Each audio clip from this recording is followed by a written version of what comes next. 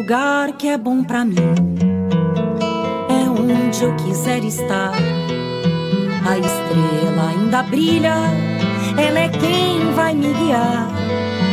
Ser guerreira é minha sina, batalhando pra vencer.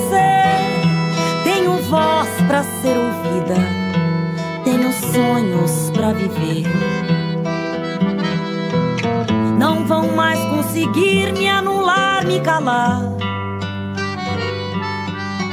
Ninguém vai me impedir de cantar e lutar. Seja em casa, no campo, na rua ou na praça.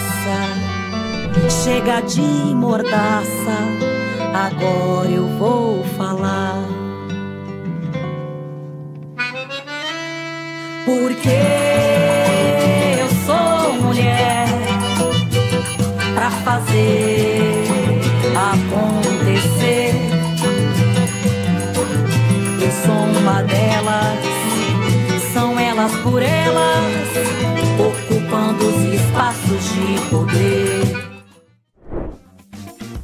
Nesta semana no TV Elas por Elas Formação vamos falar sobre advocacia feminista e sistema de tributação brasileira. Na aula de hoje o tema é a luta pelas mulheres no sistema de justiça, com a advogada Maíra Machado. Boa tarde a todas e todes. Meu nome é Maíra, eu sou advogada criminal e dos direitos das mulheres.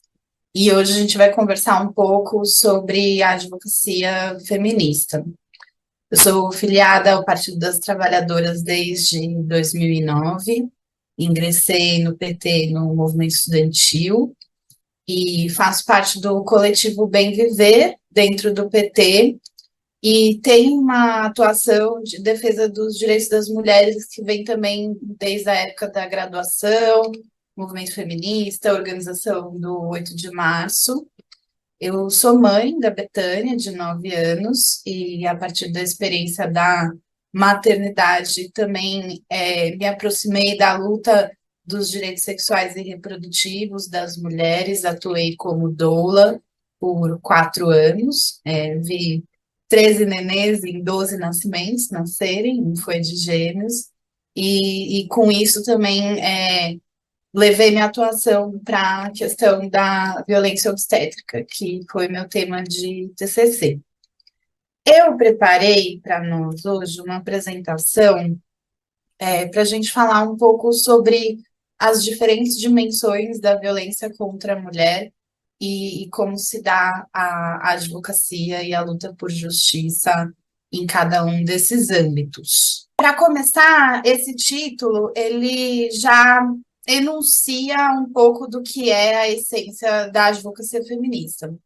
A advocacia feminista é uma advocacia militante, necessariamente, porque o sistema de justiça ele é patriarcal, estruturalmente. Então, a defesa dos direitos das mulheres, ela necessariamente vai passar por uma luta por desconstruir o machismo estrutural e por uma luta que muitas vezes ela é inglória, ela é difícil, porque a gente está buscando a enunciação dos nossos direitos num meio que não está muito interessado em garanti-los.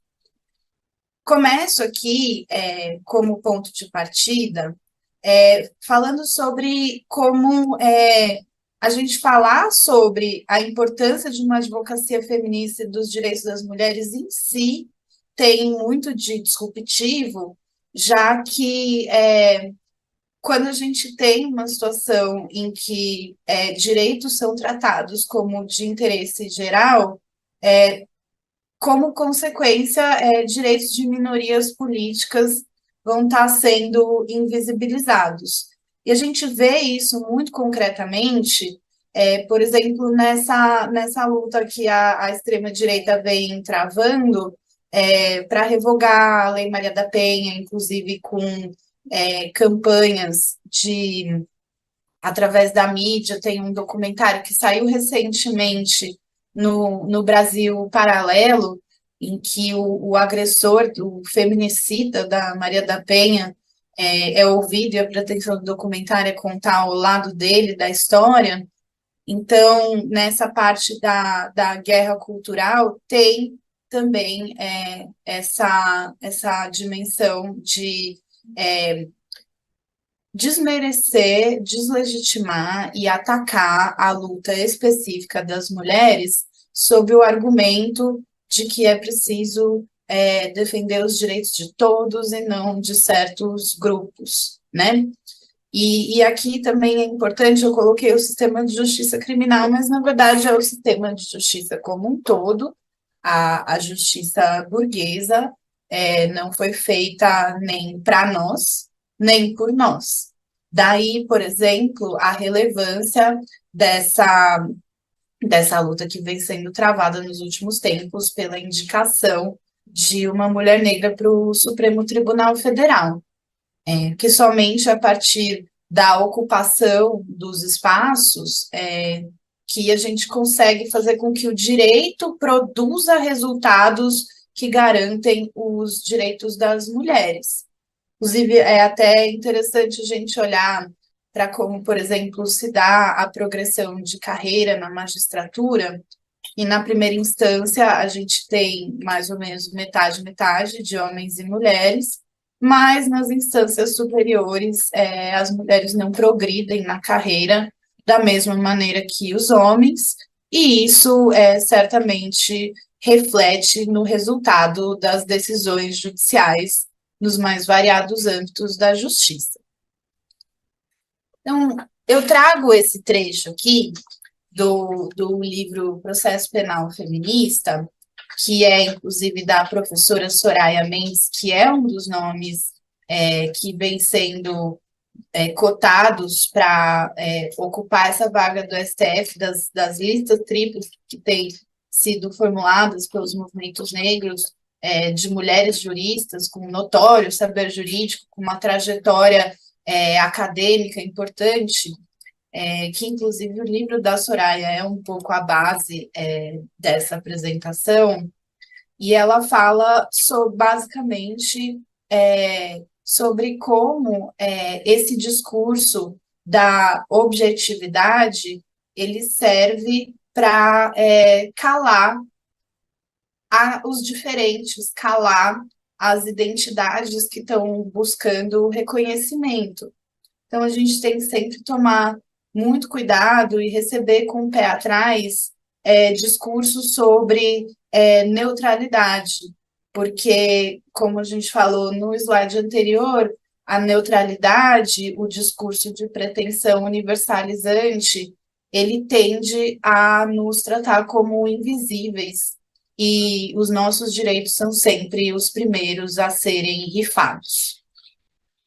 Eu trago aqui essa imagem da manifestação do movimento de mulheres no julgamento do Doca Street, porque essa organização popular das mulheres que ocorreu durante esse julgamento, ela é um exemplo muito importante de contestação do caráter patriarcal do sistema de justiça, e ela também reflete como a voz das mulheres era silenciada e como os parâmetros para a justiça decidir, naquela época e ainda hoje, eles eram muito misóginos, no sentido de que quanto mais uma mulher se afasta do ideal patriarcal, menos direitos o sistema estruturalmente patriarcal vai entender que ela merece. E isso se traduziu na sentença branda que o Doca Street recebeu e na própria estratégia de defesa baseada na ideia da legítima defesa da honra. Agora eu trago aqui um pouco do mapa de palavras da campanha Meu Primeiro Assédio, porque um aspecto que é muito presente na advocacia feminista que eu pratico, e que tem muitas companheiras dessa mesma geração política, militante, que também praticam, que tem a ver com a ruptura do silêncio, que tem a ver com o fato de as mulheres estarem expondo como a violência está em todos os espaços nas nossas vidas e como essa ruptura do silêncio gerou uma pressão sobre as instituições para que a misoginia, quando ela se traduz em crime, não passasse tão impune. É a partir do nosso escândalo, é a partir da nossa voz, é a partir do fato de nós estarmos falando publicamente que muitos casos vêm chegando ao sistema de justiça.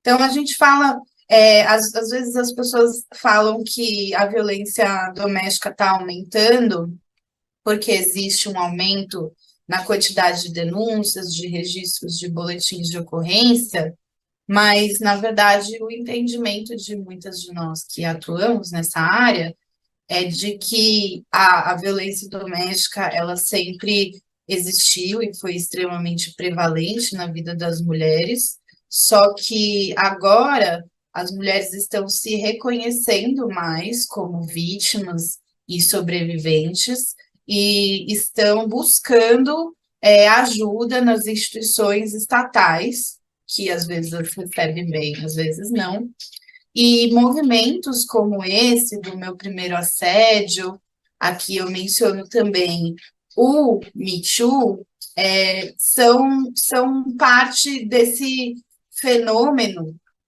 que a gente está vivendo agora, que ele traz uma relação muito estreita entre o sistema de justiça e a advocacia militante, os meios de comunicação e as redes sociais.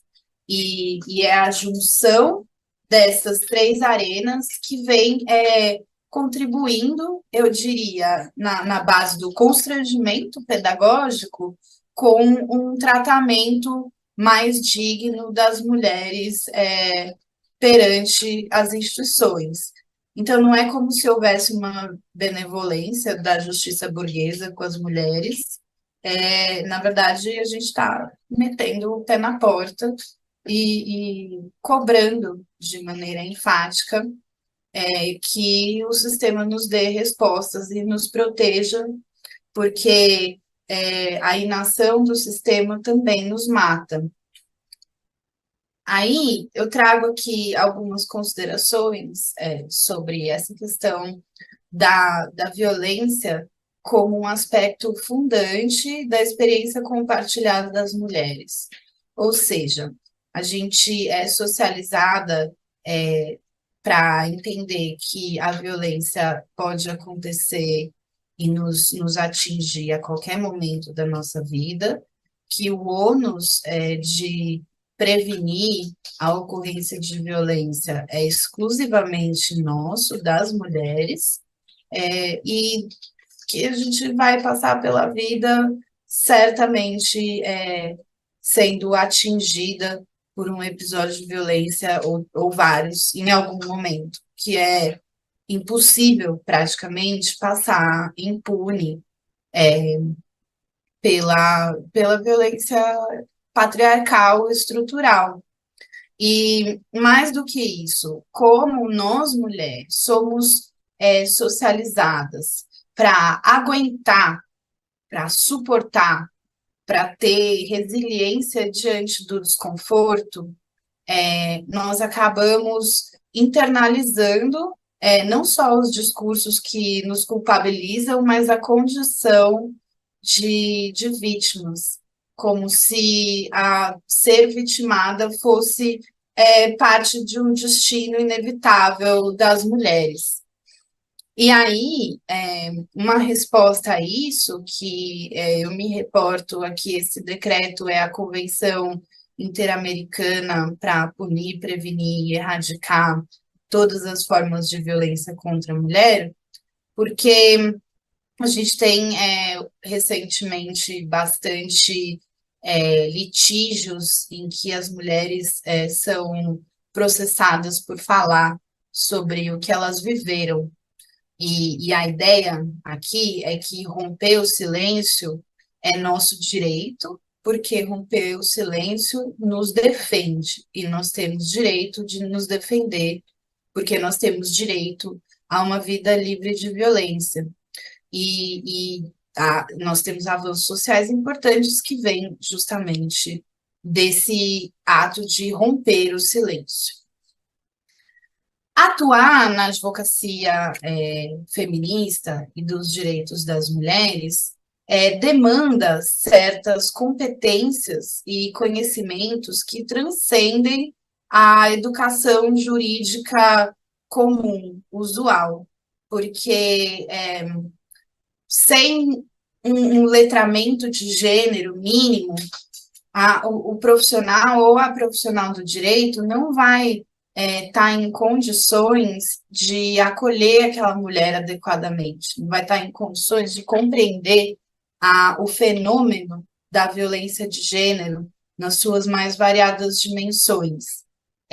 Porque, como coloquei aqui na apresentação, em geral, quando uma mulher busca auxílio jurídico por alguma questão relacionada ao ser mulher, ela vai estar lidando com o pior momento da vida dela, seja uma violência que ela sofreu, seja uma separação em que ela está sendo submetida a sobrecargas da maternidade solo, e não compreender o quanto a violência patriarcal é parte essencial da nossa vida, não compreender que a violência patriarcal está por todos os lados, pode levar a um atendimento que reproduz a misoginia e o machismo, a discursos culpabilizantes e revitimizantes.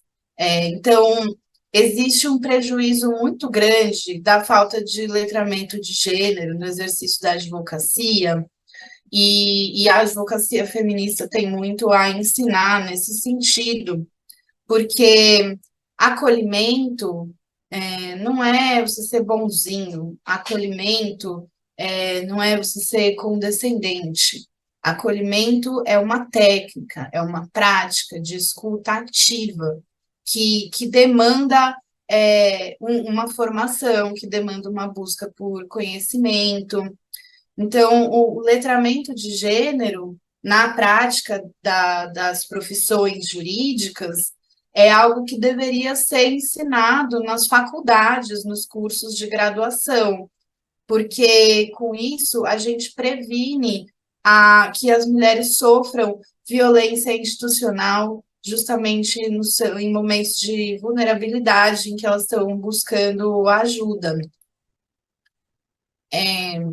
E aí, outra dimensão importante, né, da advocacia feminista, principalmente no âmbito criminal, é o diálogo com os meios de comunicação. E aí a gente volta para aquela conversa sobre o Me Too, meu primeiro assédio, sobre as campanhas de ruptura do silêncio.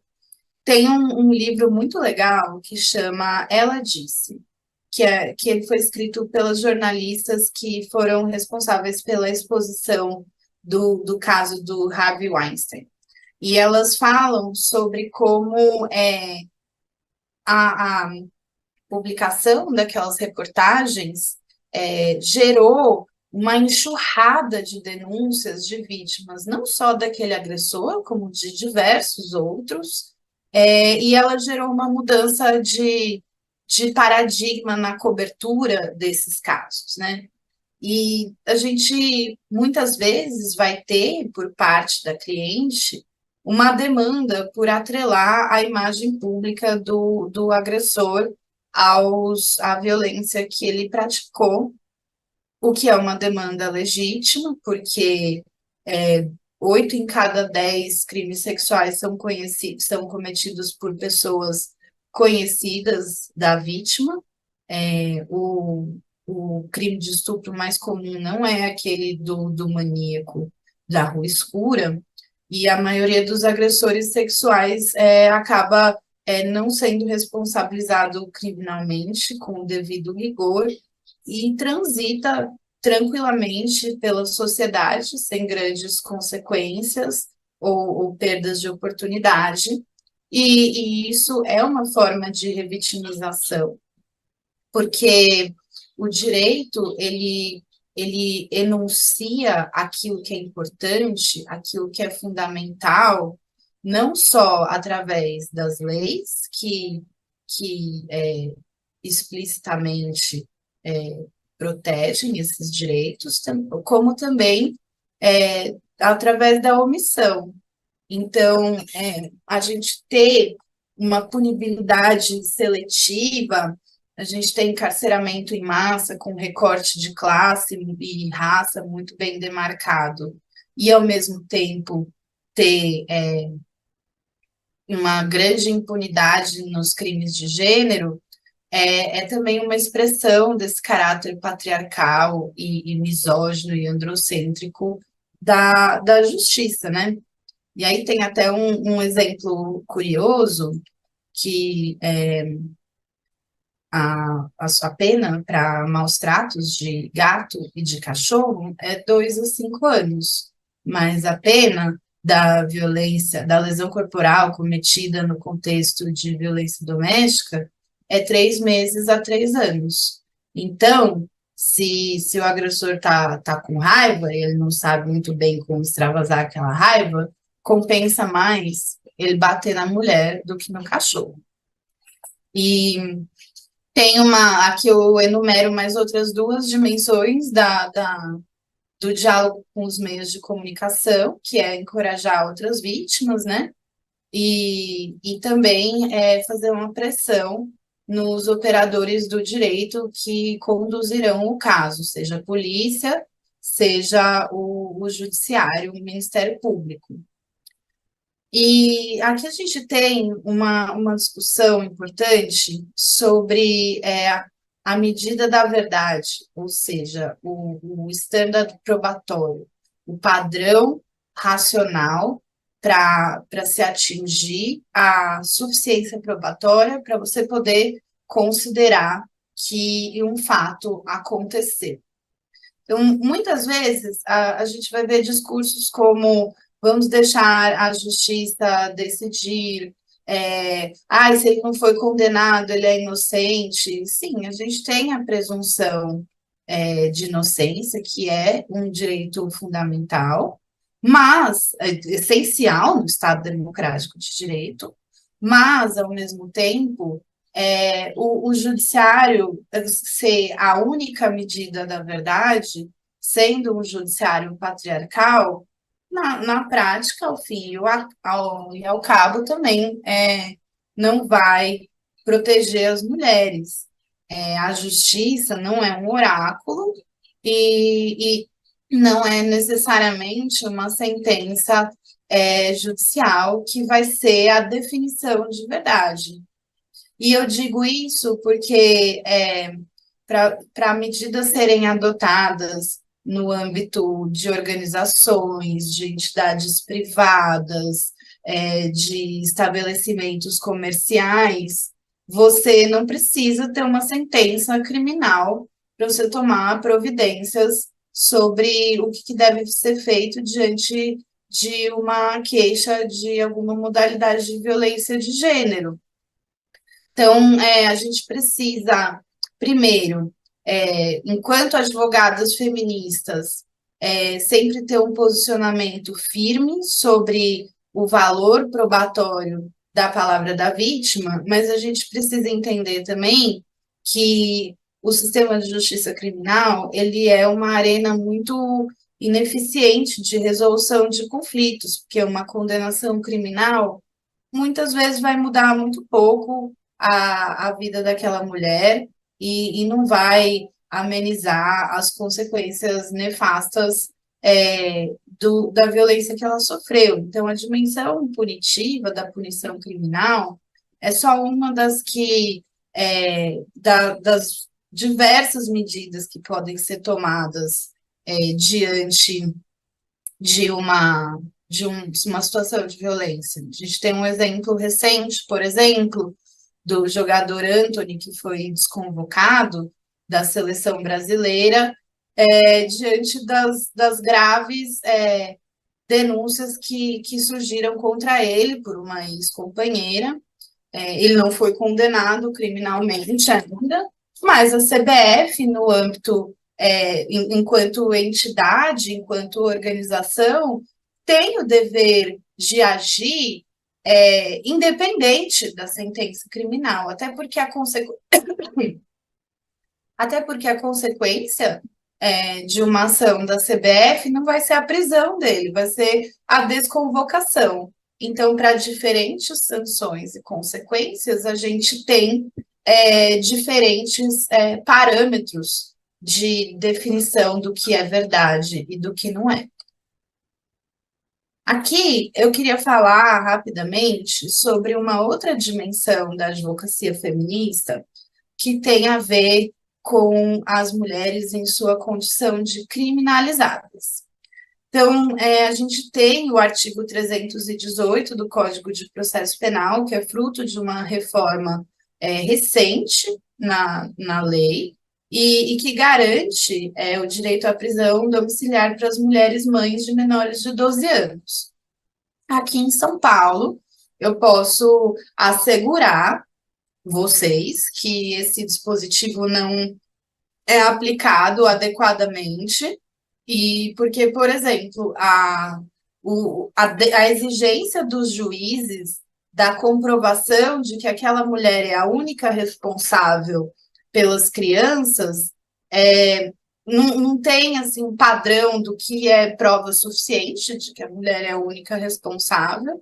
E por vezes, se você tem mais de uma criança, independente, a ausência daquela mulher vai ter um impacto nefasto na vida dos filhos, independente dela ser a única responsável pelos cuidados.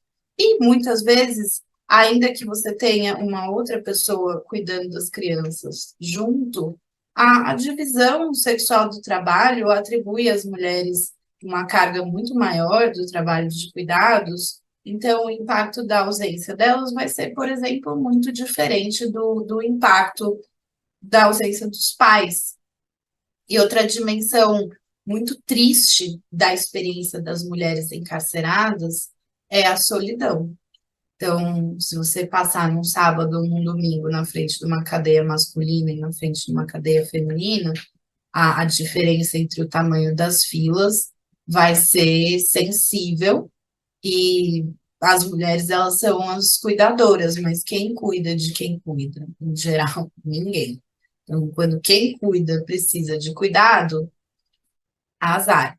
E a gente vê isso não só nas cadeias, mas, por exemplo, no cuidado dos idosos, no próprio cuidado das crianças. E essa solidão, ela é uma dimensão muito marcada da experiência das mulheres encarceradas, juntamente com a relação de causalidade entre um relacionamento afetivo e a prisão. Então, em muitas situações, aquelas mulheres vão parar na prisão porque elas se envolveram ou foram acusadas de estarem envolvidas em decorrência de um ex-companheiro ou de um companheiro. Tem até um caso, por exemplo, de uma moça que ficou presa 30 dias numa prisão temporária e segue respondendo um processo por sequestro, e o cerne da acusação contra ela era o fato dela namorar um dos autores do crime, e não tinha nenhuma outra prova de que ela tenha tido qualquer participação, ela nega qualquer participação, ela não teve qualquer participação, mas o fato dela namorar com o cara foi usado contra ela. Provavelmente algo que não valeria, não seria visto da mesma forma se fosse ela a autora do crime. E outro aspecto que aparece muito na vivência das mulheres encarceradas é a dimensão dos direitos sexuais e reprodutivos e da saúde das mulheres. Porque até arquitetonicamente, as prisões, elas são pensadas por homens e para homens, né? Então, as adaptações que são feitas aos espaços onde as mulheres ficam encarceradas não dão conta das especificidades. Isso se traduz, por exemplo, em como as mulheres gestantes encarceradas são tratadas. Até hoje a gente tem, com muita frequência, mulheres parindo algemadas, a maioria das mulheres é separada dos seus bebês quando eles são muito pequenininhos ainda, porque não tem estrutura para essas crianças estarem junto das mães, e isso torna tudo extremamente traumático. E por que que os nossos direitos sexuais e reprodutivos são invisibilizados? Mais uma vez, porque o sistema não foi pensado nem por nós, nem para nós. E aí, para concluir, companheiras e companheiros, é importante a gente enfatizar que a advocacia feminista, ela é um desdobramento de uma cultura militante, né? Então, a advocacia que eu faço, ela está intimamente ligada à militância no Partido dos Trabalhadores ao engajamento político que eu tenho desde o início da faculdade, porque é uma questão de você ter um projeto de país, de sociedade, e que passa pelo combate ao patriarcado em todas as suas dimensões, e por isso que a gente ter essa formação militante é tão importante. E aí eu encerro agradecendo as companheiras do Elas por Elas por esse convite, e me coloco à disposição. Na primeira aula desta semana sobre a luta das mulheres no sistema de justiça, a advogada Maíra Machado falou sobre a importância da advocacia feminista na defesa do direito das mulheres. Compartilhe esta aula do TV Elas por Elas Formação com as suas companheiras. É de segunda a sexta-feira, sempre às 4h da tarde, aqui na TV PT. Reveja esta e outras aulas na playlist TV Elas por Elas Formação, no canal da TV PT no YouTube ou em formato de podcast no Spotify.